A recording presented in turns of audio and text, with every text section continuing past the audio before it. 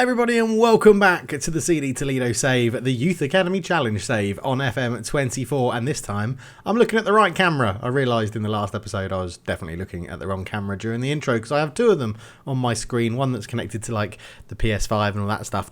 Talking of which, go and look out the second channel, EAFC, Top Spin, lots more stuff coming to that series. That's where we'll do like playthroughs of actual games, not just Football Manager, and we'll go from there. So when F1 Manager's released, that's where it will be, etc, etc. Go check that out. Also, I'm back on Twitch, twitch.tv/culturedleftfoot. Go check that out as well. But that's enough of that. It's the final day of the season in 2043. Let's get into it. Yes, hello everybody and welcome back to the save. We are fourth. We have secured Champions League football. We are in the top four, part of the breakaway bunch. As you can see on the right hand side of the screen, the league table shows 78 points from 37 games. We are 4 points off Barcelona, which I think is pretty impressive given their resources compared to ours and the players they can buy compared to us.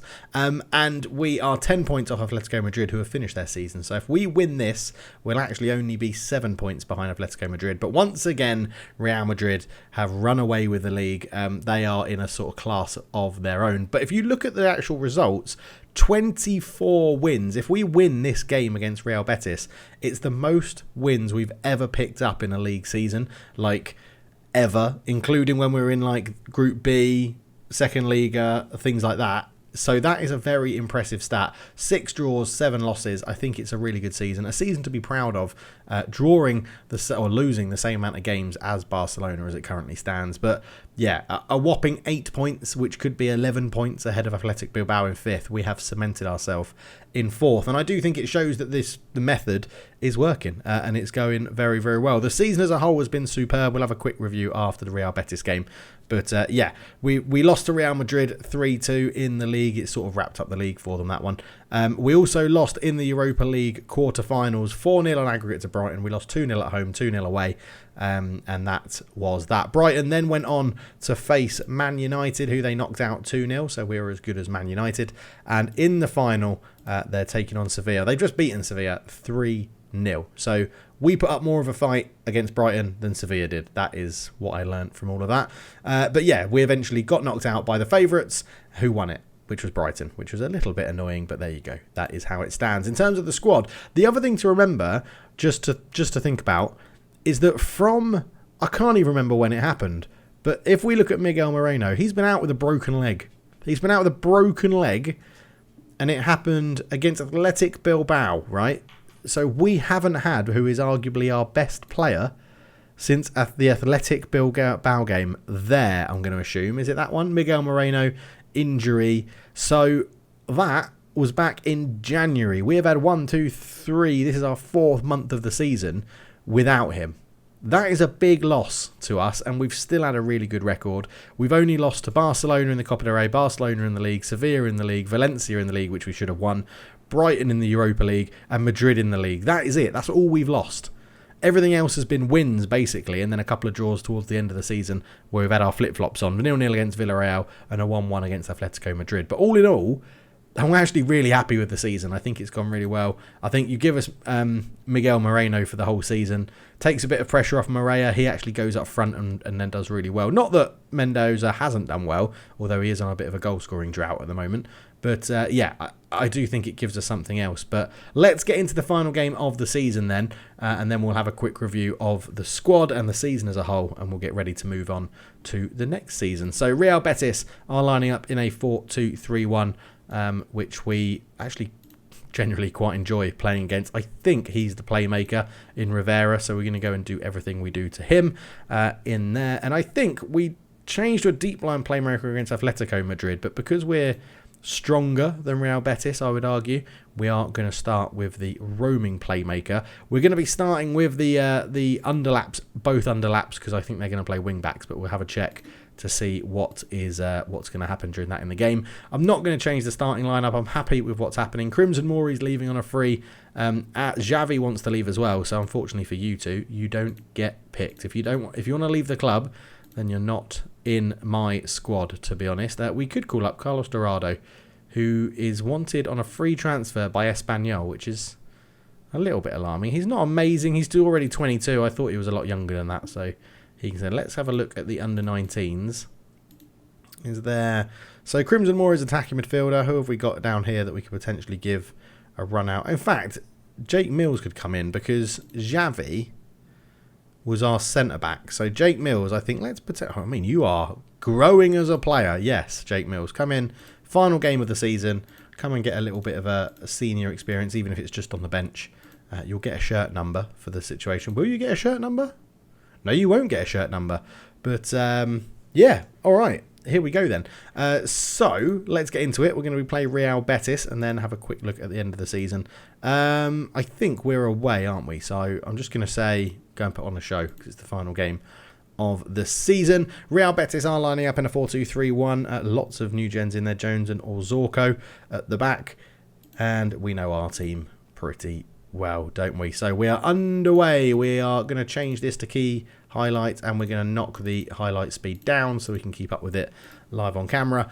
But yeah, we've been playing well recently. The 1-1 against Atletico Madrid was decent. I'm happy with how we played.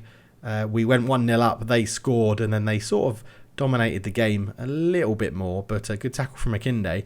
But yeah, generally this whole season, I think the way we're mixing up our formations and counteracting what opposition's teams are doing is working very well indeed. And if we can just get some of our high potential youngsters just to that next level, then hopefully we can start finishing third and then second and then first. But ultimately, obviously, the idea of the save is to win the Champions League. The league actually doesn't matter, but Mendoza puts us 1-0 up inside 5 minutes. I said he was on a goal drought.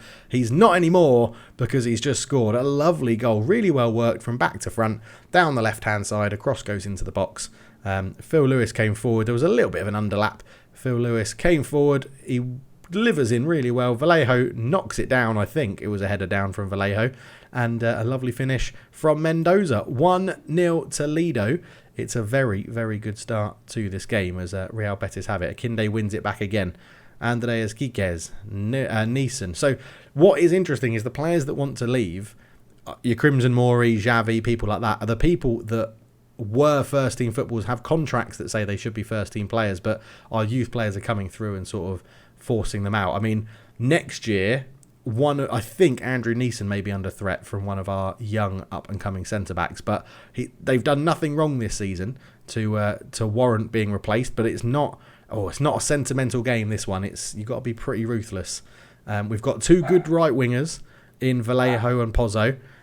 Left wingers, we're going to have basically Moreira and Moreno and Parsons, and then we've got Moreira and Mendoza up front to rotate as well. So we've got options all around. Is that a penalty? I think it is a penalty, and I might risk doing this, but the final game of the season, we'll go to penalties, we'll sort by position, and we'll let, hopefully, Joe Page have a little bit of glory on the final day of the season. Let's see, Joe, can you open your account for Toledo? It's being reviewed, it's been awarded, and Joe Page steps up, and obviously when it is a penalty of this magnitude, not TV, I want to go behind the goal.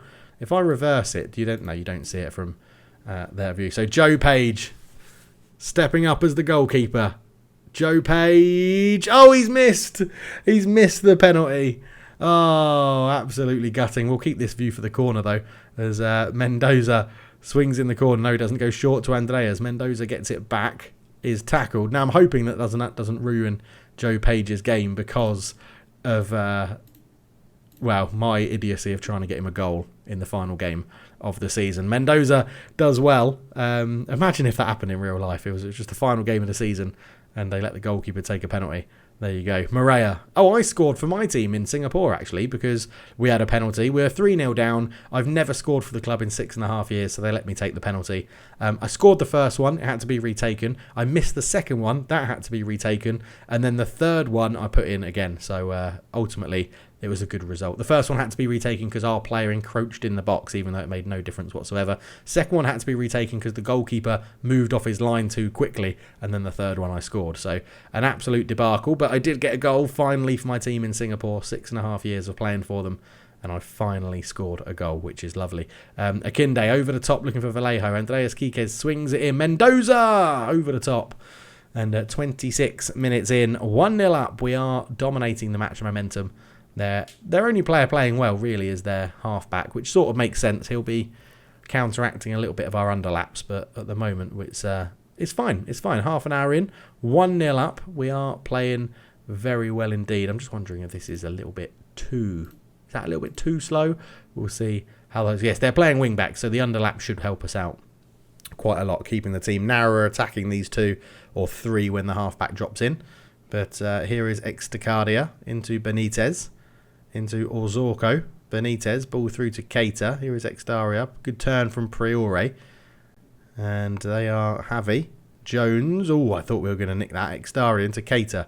Gracia. They have got a bit of an overlap on the left. Omar comes forward. Ball in. And I thought we were going to give away a penalty, but instead we just give away a goal. Luis Keita scores. And I don't want to blame upping the speed of the highlights, but that is the only change we made.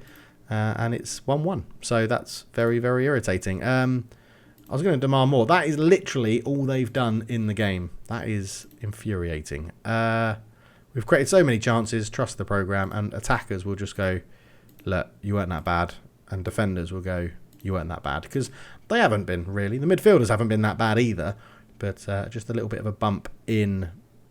So the halfback, they've got an AM and anchor. Not going to do anything about that. Gracia potentially as a playmaker. We could... that's not what I wanted to press. As a playmaker, we could look to kick really hard, like we do to most people that we don't want on the ball. We can probably actually do everything to him. Rivera, we probably don't need to do it to you. We'd just do it to you, to be honest.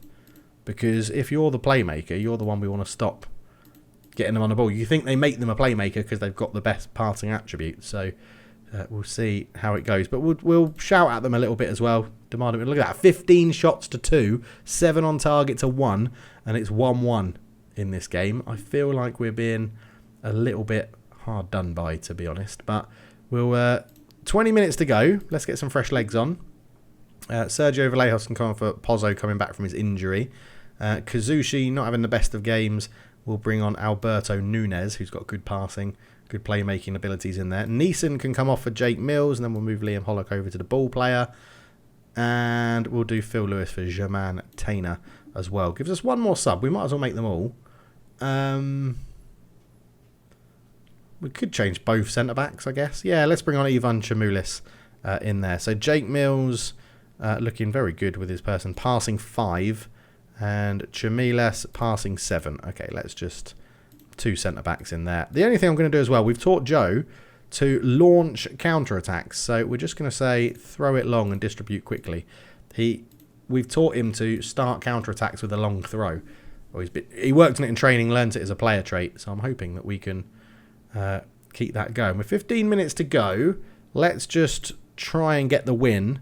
We will shout at them again. And I think for the last... Let's up the tempo a little bit. And we will play on the counter as well. Because just to give us an opportunity of hitting them on a break. But we have absolutely dominated this game. And we've got not much to show for it at the moment. Well, we're going to get a point, which is really disappointing. Because it also means we're not going to break the record of the most wins in a season. Which is probably what I'm more annoyed about. Which is infuriating. Tenor, up to Mendoza. Germain Tenor, Jake Mills, making his debut. Up to Nunez. It might not even be his debut, actually. Morea shoots. He definitely could have squared that. We have got a penalty corner. And Mendoza is going to take this one. He's going to swing it into the box. Jake Mills over the bar. Jake Mills is a big old boy. He does look very, very tall. But 18 shots to 3. And all we come away with is a draw. Oh, well. Disappointing. We dominated the game. Most games like that, we have that much domination. We will win. So that's what I'm going to tell them. It doesn't change where we finish. We're going to finish 4th in the season. It's going to be 6 points off Barcelona, 9 points off Atletico Madrid, and I can't figure that out. 18 points?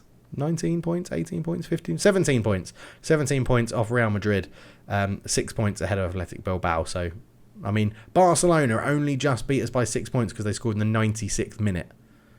That's irritating, because if that was a draw, it would look a lot closer to the top 3. But all in all, I'm not that upset. I think it's been a good season, a very good season, with Moreno having that huge injury as well. I do think that is... Let's just praise Mendoza because he scored. Well done. Yeah, I do think that is a big impact for us. Jake Mills did make his debut, which is good. Great introduction by the team supporters. Always keen to see a local-born youngster push into the first team. Alaves survive. We pay out 6.25 million. which is fine because we've got like 50 million up front. And all in all, not too bad. Right, we'll skip through to the end of season review and we'll be back for that. Oh, well, we do have a few awards, actually. Joe Page comes third in Goalkeeper of the Year.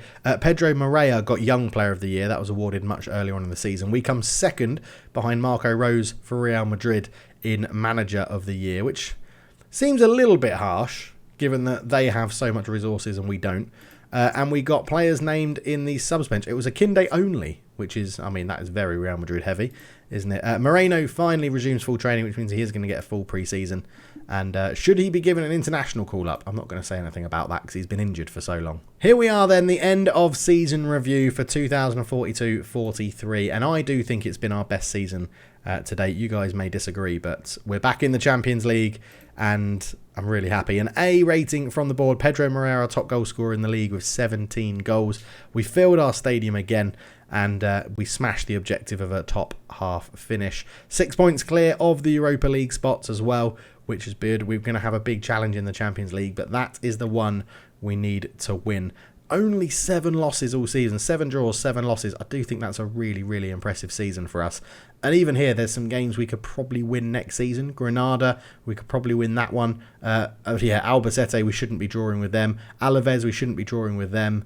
I think Athletic Club, a draw against them is not too bad. Barcelona beating us. Sevilla, we should probably beat them. Valencia, 100%, we should have won that game anyway.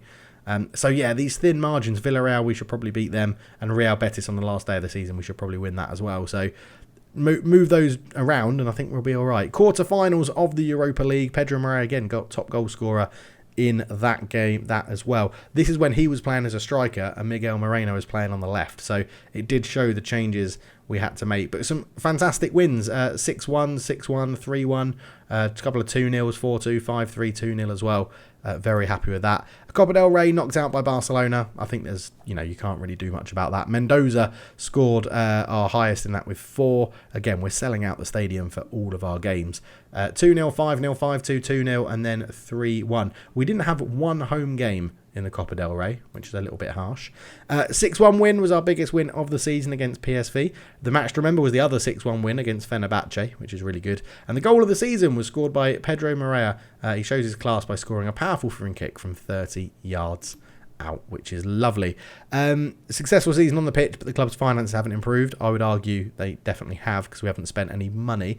Sponsorship was just down, broadcast revenue slightly down, corporate hospitality slightly down, competition prize money went up, but matchday commercial and retail revenue slightly went down as well. The shirts that are selling the best: Moreira, Moreno, Pozzo, Crimson Moria, Mendoza. So that's pretty good to know. But look at this. 7s are hogging the board, which means the systems that we've been using are working.